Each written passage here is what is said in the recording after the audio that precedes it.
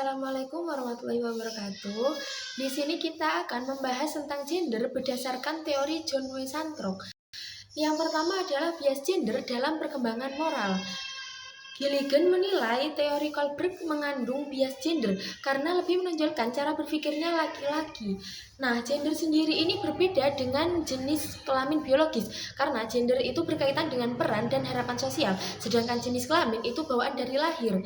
Nah, sejak kecil anak laki-laki dan perempuan itu sudah memiliki preferensi aktivitas yang berbeda. Selanjutnya adalah stereotip gender atau keyakinan umum tentang bagaimana laki-laki dan perempuan dalam bersikap. Contohnya, laki-laki itu dianggap harus kuat, sedangkan perempuan dianggap lembut. Nah, pada usia dini, anak-anak masih berpikir kaku tentang gender, tetapi saat usia sekolah, pemahamannya mulai lebih fleksibel.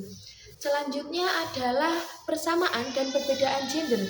Perbedaan gender sifatnya tidak mutlak karena banyak kemampuan yang masih saling tumpang tindih.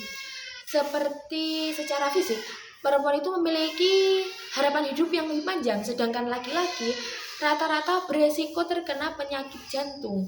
Nah, dalam fungsi otak, perempuan ini lebih unggul dalam kemampuan verbal, sedangkan laki-laki lebih unggul dalam kemampuan fisiospasial. Nah, tapi perbedaannya kecil. Selanjutnya adalah perkembangan kognitif dan gender. Dalam kecerdasan umum tidak ada perbedaan yang signifikan. Perempuan itu lebih unggul dalam membaca dan menulis, sedangkan laki-laki lebih unggul dalam kemampuan seperti mencari arah dan membaca peta. Selanjutnya adalah perkembangan sosio-emosional dan gender.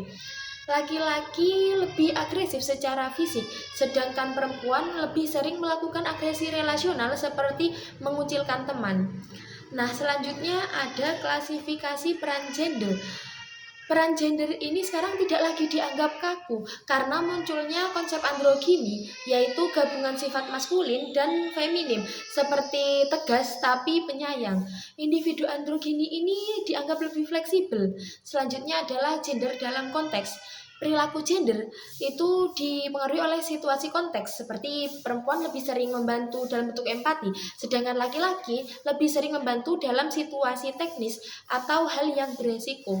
Nah, di beberapa budaya, peran laki-laki dan perempuan itu masih dibedakan secara jelas. Kesimpulannya, gender ini mempengaruhi perkembangan fisik, kognitif, dan sosioemosional.